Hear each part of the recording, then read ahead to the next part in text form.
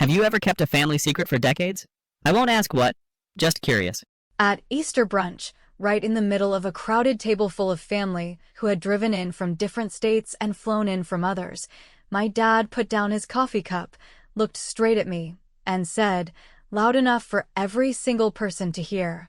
"You've outstayed your welcome here," and for a moment it felt like every fork stopped halfway to a plate, every fake smile froze, and every relative in the room was secretly deciding whether to pretend they didn't hear or to let their curiosity win. I didn't respond right away, partly because I was stunned at the sheer nerve of saying something like that in front of so many people, and partly because I knew if I spoke too quickly, I'd end up giving him exactly what he wanted. A scene he could later tell everyone was my overreaction. So instead, I took a sip of water, let him keep staring at me as if he'd just delivered a public service announcement, and I made a mental note that the man had no idea what kind of power I actually had in my hands. If you've ever had someone humiliate you in front of relatives, you'll understand the way the air changes. It's not just the embarrassment, it's the calculation happening behind other people's eyes. The way some of them look at you with pity while others look at you with satisfaction, as if your public shaming somehow validated something they've always wanted to believe about you. I could see my cousin in the corner smirking, pretending to text while very much listening to every word. I could see my brother's wife suddenly find the green beans fascinating, because if she made eye contact with me, she might actually have to acknowledge that the man she'd married was cut from the same cloth. My mom didn't say a word, didn't defend me, didn't even try to soften the blow with a "that's enough, dear." She just let the words sit there, hanging over me like they were perfectly reasonable, as if telling your daughter she's worn out her welcome is just regular brunch conversation. The irony, of course, is that I wasn't there freeloading. I wasn't the broke, mooching daughter they liked to hint I was when they were feeling especially petty. I'd been staying there after my divorce because it made sense financially while I sorted out my next move, and while they liked to play the role of gracious hosts, they conveniently forgot that for years I had been the one quietly footing the bill for something they could never have afforded on their own: my dad's ongoing treatments. And when I say treatments, I don't mean a couple of routine checkups. I'm talking about expensive, continuous care that insurance didn't fully cover, the kind of thing that can wipe out a savings account in months. He never knew exactly how the bills got paid, he just knew they got paid. He thought it was some trust my grandfather had set up for him decades ago. It wasn't. It was me. So when he said I'd outstayed my welcome, what he was really doing, without knowing it, was telling the person who had been keeping him alive that she was disposable. I think that's the part that hit me the hardest, not the insult itself, but the realization that I had spent years making sure he could keep going, and he still had no problem trying to humiliate me in front of an audience. It wasn't about space in the house, it wasn't about me being there too long, it was about control. He wanted to remind me that no matter what I'd done, no matter how much I'd given, he still saw himself as the one with the upper hand. I didn't say any of this out loud, of course. You don't tip your hand when you have leverage that big. You keep your voice calm, your face neutral, and you let the people around you think whatever they want to think, because the truth is so much heavier than anything they could imagine in that moment. I let the conversation move on, let the relatives shift uncomfortably and talk about the dessert table, and I smiled in all the right places like nothing had happened. But in my head, I was already making decisions. Not angry, knee-jerk decisions. Strategic ones. By the time dessert was served, I had decided I wouldn't be saying a word to him that day about what was coming. I'd wait until I was packing my suitcase, until he thought he'd won and pushed me out without resistance, and then I'd drop it into conversation like it was nothing, like it was just a casual update. I'd tell him the payments for his treatments were ending. I wouldn't yell. I wouldn't argue. I'd just say it and leave him standing there, holding his coffee, trying to process the fact that the person he'd just shoved out the door was the same person keeping the ground from collapsing under him. For the rest of brunch, I laughed at the jokes I didn't find funny. I listened to my brother brag about his latest business deal, which I knew was just him flipping something he'd bought at auction, and I let my dad think he'd made his point. What he didn't know was that his comfort, his stability, and his health depended entirely on me, and in less than 24 hours, that was going to change in a way he'd never see coming. If I'm being honest, the part that sticks with me is not the sentence he chose at brunch, but the history behind it, because you don't get to a moment like that without a long string of smaller moments that got shrugged off, minimized, or repackaged as family jokes. And when I finally sat down with myself that afternoon and asked the question I should have asked years ago, why am I still carrying all of this? The answers sounded so obvious that I almost laughed, since the truth was that I had trained everyone around me to believe I could absorb anything, take any hit, write any check, and still show up the next day with a smile that told them we were fine. I moved back after the divorce because it was practical and because I needed the kind of quiet you only admit to needing when your life has bent in the middle and you can't pretend it's still straight. And while they told their friends I was regrouping and that it was only temporary, the tone at home was less supportive and more transactional, with a lot of subtle reminders that I was using their space and should be grateful, which was especially rich given the fact that the biggest bills with my dad's name on them were being auto-paid from an account I managed, a fund I had set up through a lawyer a while back when it became clear that he would not meet the deductibles or the out-of-network fees without sinking the entire house. And since I did not want to watch my mother panic and sell heirlooms for pennies, I took control and made it simple. The invoices came to me, the payments went out on time, and the stress disappeared from the dinner table, at least for them. He thought the support was some distant family arrangement, an old trust from a grandfather he liked to turn into a legend, and because it suited him to believe in that fairy tale. He never asked questions about statements or renewal periods or spend-down thresholds. He just assumed money appeared because it should, which is a luxury belief that only works if someone like me is quietly doing the math in the background, arguing with billing departments, negotiating payment plans, and documenting every single thing in a folder that I kept not as a weapon but as a record, because I had learned the hard way that people rewrite history when it threatens their pride. And I wanted the kind of proof that would keep me from gaslighting myself when the inevitable blame came knocking. My mother knew more than she pretended to know, which is its own kind of betrayal, because she loved the relief, but disliked the reality that relief had a source with a face and a bank login, so she floated through the house sprinkling gentle guilt like table salt, hinting that I should not bring up money because it would upset my dad, reminding me that family takes care of family while carefully avoiding any acknowledgement that I was the family taking care of the family, and when I would ask for something minor, like a little respect or at least less criticism of the way I folded towels, she would sigh like I was asking for the moon, which would have been funny if it hadn't been so familiar, because that sigh has been the wallpaper of my life. My brother, meanwhile, has always been the golden project, the one who is one handshake away from greatness, the one who swears he is building a brand when he's really just stringing together small wins and larger favors. Which is his right because people get to live however they want, but what grated was the way he positioned himself as the patient peacemaker whenever my dad pushed too far, offering me little speeches about keeping things calm while simultaneously asking whether I could spot him for one more short-term loan, his phrase, not mine because a sure thing needed just one last push. And every time he did it I reminded myself that I did not come from strangers, but from this exact stew where boundaries dissolved in the warmth of a family dinner and reappeared only when someone needed to scold me. The fund itself was simple on paper and complicated in feeling, because it was my money and also my decision, and yet over time it started to feel like an obligation I owed to a story I had not written.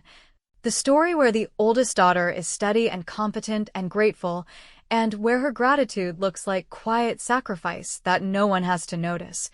And I can admit now that part of me liked the competence and the steadiness and the quiet power of knowing I could fix things, but I had let that pride chain me to a role that did not allow for anger or dignity when I was treated like baggage, so I kept receipts and schedules and copies of every authorization letter, not because I planned to wave them around, but because on nights when everyone else was sleeping soundly in a house I was helping to keep afloat, I needed to see black and white lines that told me I wasn't imagining my contribution. After the brunch spectacle, I went upstairs and sat on the edge of the bed that did not feel like mine and looked at my suitcase like it was a verdict, and then I took out my notebook, the one with the contact list for the clinic, the specialty pharmacy. the care coordinator, and the billing manager who always signed her emails with a smiley face that made bad news feel like an office memo. And I started drafting the calls I would make and the phrases I would use that were honest, direct, and impossible to twist. And I reminded myself that I was not doing anything cruel or reckless. I was simply stepping out of a job I had never been thanked for, and that had become a weapon used against me the moment I wasn't convenient. I thought about the night 2 years ago when my dad called me irresponsible for leaving dishes in the sink after I had spent the whole afternoon on hold fighting an appeal for his medication. And about the morning last fall when he joked that I was lucky to have a roof at all, as if I hadn't bought half the shingles with my sanity. And I realized that the pattern would not break unless I broke it, and breaking it would not look like a fight. It would look like a form, a phone call, a signature, and a quiet ending to a pipeline of money that had given them comfort and me exhaustion. So yes, I would leave, and yes, I would be calm, and yes, I would be accused of being cold, and I could live with that because cold is just what people call you when you stop burning yourself to keep them comfortable, and I knew that when I walked out with my suitcase. I would not be walking out empty-handed, because whether they saw it or not, I was taking back my time, my money, and my right to be treated like a person whose presence cannot be announced as a problem over a holiday meal. And if you truly wanted me gone, then fine, but I was taking more than my suitcase. The odd thing about the hours after a public hit like that is how normal they can look on the surface, because once plates are cleared and people start hugging in the doorway and promising to text flights and pictures, the whole house resets into a rhythm that pretends nothing just happened, and you learn to move inside that rhythm like a guest at your own life. So I stacked dishes, loaded the dishwasher, wiped the counter that was already clean, and made small talk with my mother about leftovers while my head was counting steps in a plan that did not involve arguments or speeches or any grand reveal, just a series of actions that would slide into place so quietly that by the time anyone noticed, everything important would already be different. I started with the small things because small things are how you keep yourself steady when your hands are shaking from the weight of what you've decided. So I gathered the binder with the clinic contacts, the pharmacy account numbers, and the copies of the prior authorizations that I had fought for over too many lunch breaks, and I put it in my tote instead of back in the drawer, which seems insignificant until you remember that control is often nothing more than who has the paperwork. Then I opened my laptop and drafted 2 emails that were as plain as water. One to the care coordinator explaining that I would no longer be the financial guarantor as of a specific date and asking her to update the file to reflect that future billing should go to the patient directly. And another to the specialty pharmacy requesting the cancellation of automatic shipments after the current refill, with a line that said I would not be renewing the card on file. I kept the tone factual, firm, and not at all hostile, because I wanted no color that could be twisted into malice, only sentences that did exactly what they said. After I had the emails saved, I stepped out to the porch to make the calls that needed voices, and I used the notes I had written for myself, short prompts to keep me from softening the message or volunteering to fix the fallout. So I told the billing manager that my coverage of outstanding balances would end at the close of the current cycle. I confirmed that any remaining disputes were resolved, and I asked for a summary letter for the file that reflected the account status.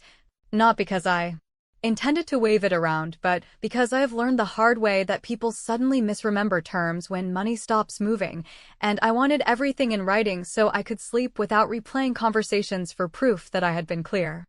By dinner, my brother had decided to try on the role of mediator, which always amuses me because he cannot mediate his way through a phone plan upgrade, but he loves the performance of being reasonable. So he knocked on my door with that tone he uses when he is winding up for a speech and said he hoped I would not make things worse by dragging money into a situation that is mostly about respect and timing. And he said it the way people do when they know there is money somewhere and want to make sure it keeps flowing without having to acknowledge where it comes from, and I listened because I have always listened. Then I told him that I heard his concern and that nothing needed to be dramatic, which was the truth. And I watched his shoulders drop with relief because he took those words to mean I would keep the arrangement going while I moved out, which is exactly the kind of assumption I was counting on.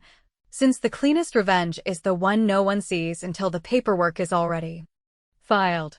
That night I packed quietly, not because I was ashamed and not because I was sneaking, but because I wanted the sound of zippers and the thud of shoes in a bag to belong to me and not to a performance for the whole way. And between stacks of folded clothes I tucked the evidence of the past years, the letters, the receipts, the thank you note from one kind nurse who never met me but wrote to say that whoever was handling the account was the reason a patient did not fall through the cracks. And I let myself feel the anger without trying to refine it into something prettier, because every time I had polished my frustration into politeness, I had eroded a little more of myself, and I wanted to meet the next morning with all of me intact. I lay awake longer than I wanted to, not because I doubted the decision, but because I knew what was coming after it, the calls that would accuse me of cruelty, the cousins who would hear an edited version where I was ungrateful. The moment when my mother would ask me how I could do this to my father as if I had not been doing everything for him for years, and I promised myself that when those words arrived I would not write a counter-narrative, I would not defend myself beyond the facts,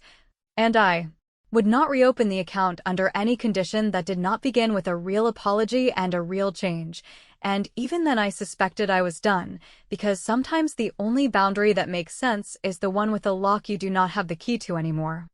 In the morning I would not storm into the kitchen or stage a confrontation. I would simply carry my suitcase down the hall, set it by the door, and when my dad wandered in with his coffee and a shallow smile, like the kind you wear after a performance you think you nailed, I would tell him in the same tone I might use to confirm a dentist appointment that the fund was ending, that the payments were stopping, that any future communication about billing should go directly to him, and that I wished him well with his next steps, because the truth is that I do wish him well. I just refuse to be the invisible scaffolding that lets him spit on me from the balcony, and if that sounds harsh, then you have never been the one who kept the lights on while being told to get out of the room. I fell asleep finally, not from peace exactly but from resolve, and when I woke up to the quiet of a house that believed it had taught me a lesson, I felt a steadiness I had not felt in years. The kind that comes when you stop begging for fairness and start enforcing it, and I knew that by the time the day ended, the story we had all been telling about who needs whom would not hold together anymore. Because facts have a way of cutting through myth when you put them in the open, and tomorrow, right after I zip the suitcase and before I touch the door, he will learn that truth from my mouth in a sentence so ordinary it will knock the cup right out of his hand.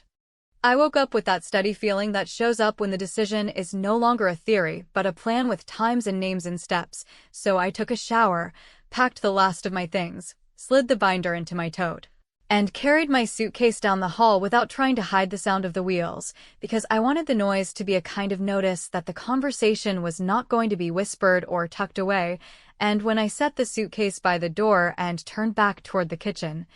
there he was with his coffee and his casual half-smile, the one that says he thinks we are both going to pretend nothing happened yesterday, and he opened with small talk about traffic on the interstate and how my cousin's flight had been delayed.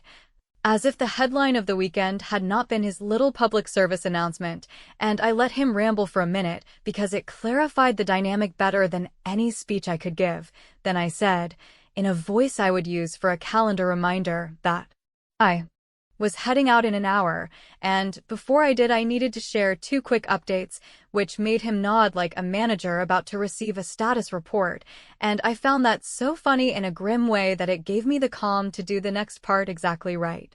The first update, I told him, was that I appreciated the hospitality and that I would make sure the guest room was left the way I found it, which was me throwing him a tiny bone so his pride would not lash out in the first 30 seconds, and the second update, I said as I reached for my tote, was that I was ending the fund that has been paying for his ongoing treatments, and because he was not expecting those words to live in the same paragraph as the word hospitality, he blinked, and then he did what people do when they are hit with a fact they do not like, which is to stall for time by pretending not to understand. So he said, "What fund?" And I said the fund that covers the clinic balances and the specialty shipments and the bills that do not fit inside the policy limits, and I watched his jaw shift while he calculated the odds that I was bluffing. Then he told me not to be dramatic, that I was upset and saying things I did not mean, and I said that I meant it exactly, that the last payments were already scheduled and after that the account would be his to manage, which is when the coffee almost left his hand, and I will admit that watching his confidence slip had a satisfaction I am not going to apologize for. Because if you spend years keeping someone stable and they repay you with humiliation, you are allowed to enjoy the moment they realize you were the stability. He tried the guilt lever first, because guilt is the family's favorite tool, so he reminded me that health is not a place for punishment and that family should keep disagreements out of medical decisions, and I said I agreed that health is serious. Which is exactly why I had been serious for years while being treated like a tenant, and the fact that I was the only one who had treated his health as serious did not obligate me to keep doing it while being disrespected, and he said he never asked me to pay, which is true if you limit the definition of asking to direct sentences with question marks, and I told him that he did not have to ask because I stepped in when it became clear that without me there would be gaps that could have cost him more than pride. And that I had kept the receipts and the letters not to wave around, but to keep myself sane in a house where the story was always being rewritten in favor of the person who spoke the loudest.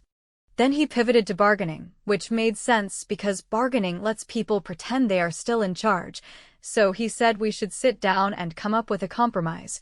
Perhaps I could keep the fun going for a few more months while we figure out a different arrangement, and he said we like there had ever been a we on the payment side. And I told him I was not negotiating the end of a one-sided agreement that he had publicly torched with his mouth, and when his voice rose I did not match it, because nothing makes a bully feel smaller than a quiet boundary that does not budge, and I repeated that I wished him the best with his next steps, that the clinic had been notified, that the pharmacy had confirmation,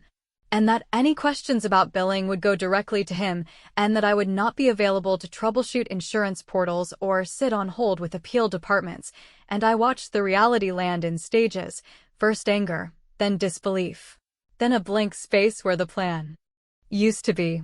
He said I was being cruel, which is the word people use when you stop letting them treat you like a resource, and he said I would regret this because bridges once burned are hard to rebuild. And I told him that I had been walking across that bridge carrying more weight than anyone acknowledged, and that the only thing burning was the illusion that he could insult me and still collect the benefits of my labor, and if that sounded harsh, he might consider how it sounded when he threw me under the bus in front of relatives who will spend the next month chewing on the gossip, and he said he did not mean it like that, and I said meaning is what you do, not what you claim after, and he went quiet. Which finally felt like a form of respect even if it arrived dressed as shock. I zipped the suitcase and stood there long enough to make eye contact so he understood this was not impulsive and not theatrical, it was administrative. And I told him that if he chose to apologize in a way that looked like accountability and not like damage control, we could talk in the future about how to be in each other's lives without me being the family ATM with a silence clause, but until then I was done. And I picked up the handle, thanked my mother for breakfast even though breakfast had nothing to do with any of this, and opened the door to a hallway that suddenly felt like a boundary I had finally learned to use, while behind me he set the coffee down without drinking and said my name like it was the start of a sentence he had never practiced. And I left him there, not because I wanted him to suffer, but because I wanted him to think, and because by the end of this day the phone would start ringing and the story would start spinning, and I was ready for all of it, including the call I knew would come that would test whether my line would hold or bend, and that call, when it came, did not sound like my father at all. The first call came before I reached the end of the driveway, and, because I already knew how the next few days would look, I let it ring into silence, then watched as the voicemail transcribed into the same pattern I have seen my whole life, where a simple question, "Can we talk?" was padded with little digs and warnings about family perception and how stories travel faster than truth, and by the time I had carried my suitcase into the small rental I had signed for the week before, a place that represented nothing more glamorous than a lock that belonged to me, the group thread with cousins had already blinked to life with polished concern that was obviously fed by my father's first draft of events, which painted me as ungrateful and impulsive and my favorite, vindictive, and while part of me wanted to answer with heat and line items and dates, the larger part of me held the line I had drawn in the kitchen and decided to respond once, clearly, without begging to be believed. So I wrote a single message to the family thread that said, in the most ordinary language I could manage, that I would not discuss private health matters in a group chat, that the arrangement my father referenced had been a voluntary one that I had ended after years of disrespect, that I wished him well with the next steps, and that all administrative contacts had already been updated, and that if anyone had questions for me, they could ask them directly rather than through someone else's opinion.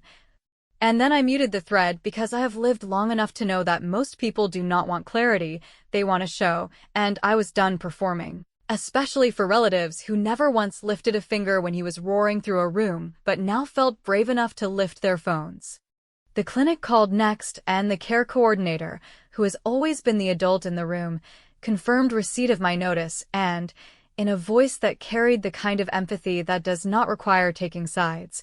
offered information about assistance programs and patient advocates that my father could access if he completed a means assessment and showed actual need, which meant that his health would not hang on the edge of my decision if he chose to engage honestly with the systems that exist for exactly this purpose, and that knowledge steadied me further, because I wasn't cutting a rope on a cliff, I was handing the rope back to the person who insisted he did not need my hands on it while he yanked it whenever he wanted to. My mother's call was everything I expected and a few things I did not, because she started with worry and slid quickly into what about your soul language that has always been her way of bending accountability into sentiment. And when that didn't land, she tried numbers she would not have understood last week, speaking about costs and cycles and deductibles as if the vocabulary might shame me into reversing course, and I told her, slowly and without apology, that the cost she needed to measure was not just money but the years of being talked over and talked down to while doing the work that no one else wanted to do, and that my decision was final. And then I said the part that mattered most to me, which was that I would be available for real conversations about change and respect and repair, but not for the kind where I am the only one asked to prove love with a credit card. Because I am not naive about how stories calcify, I sent 2 private messages that afternoon, one to my aunt who has the biggest mouth and the softest center, and one to my father's oldest friend who is the only person he cannot bully. And I told them exactly one thing each, not the ledger and not the chronology, just the principle, that I ended a private financial arrangement after a public humiliation, and that I did so with notice to all necessary parties and with options in place that did not involve me, and then I went for a very boring walk around a block that represented nothing more dramatic than new quiet, and when I came back my voicemail held a new message from my father that did not sound like my father at all, because it had pauses, and in those pauses I heard the sound of a man who had, for once, done the math and found himself short. In the days that followed, he did what people do when the old tools stop working, which is to test the new fence from every angle. So there were offers of compromise that smelled like delay. There were attempts to triangulate through my brother, who suddenly found humility when he realized that my decision to end one fund might be followed by a decision to end the casual subsidies that kept his latest venture afloat, and when he asked, in a voice that tried for sweetness and landed on pleading, whether I would at least keep paying the one bill with both our names on it so his credit didn't tank, I said that I had already removed my name and transferred my portion, and that the rest was his to manage, and the silence that followed was not rage but recognition. The same recognition that I watched on my father's face when the coffee almost left his hand. The small victory I did not expect arrived a week later in the form of a letter from the clinic, a simple confirmation of changes and an acknowledgement that my father had enrolled in an assistance review and scheduled his own calls. And while that might sound pedestrian, it was the first proof I had ever held that he could do paperwork he always insisted was beneath him, and the second victory was quieter still. Just my mother texting me a line that read, "We are talking to someone about how we speak to each other at home," which I understood as therapy without the word therapy, and I took a breath I had not taken in years, because I had asked for apologies and I had gotten actions instead, and actions are harder to fake. I kept my promise to myself not to chase the narrative, so when a cousin tried to bait me with a story about how some people say I let pride ruin a family, I said that pride is when you cannot say you were wrong, and I had said it many times about many things. And then I let the conversation die where it stood, because my energy was no longer available for rent, and even though the house I had left was still arranging chairs around the hole my absence had made, I was done building there. Furniture. The last piece of the plan unfolded almost by accident, because as I was closing out the files I found an envelope I had sealed months earlier in one of those moments when you don't know why you are preparing for an end, but you are, and inside was a short, factual letter to my father that I had never sent, a letter that detailed in plain language the timeline of payments, the meetings, the appeals I had won, and the nights I had stayed up making sure a shipment arrived on time, and I mailed it. Without a note, not to humiliate him or demand gratitude, but to deliver the only version of the story that mattered to me, which is that love without respect is not love, it is labor, and labor deserves a wage, and mine, from now on, would be paid in peace. When he finally called again, days after the letter landed, his voice was smaller and clearer, and he said he would like to start over, which I did not believe but appreciated, and I told him that starting over would require 3 things. That he speak to me like a person even when angry, that he never again turn me into a headline at a family meal, and that he handle his own bills unless he could ask for help without entitlement, and he said he could do that, and maybe he can or maybe he cannot, but either way the balance has shifted for good, because even if there is a scrape or 2 left on the floor from how hard I dragged the old story out of that house, the room finally belongs to me, and the plan ended where it was always supposed to end. With me carrying my own keys, my own account, and my own voice, and with him holding a cup that he finally learned not to throw when he doesn't like the taste of what is inside.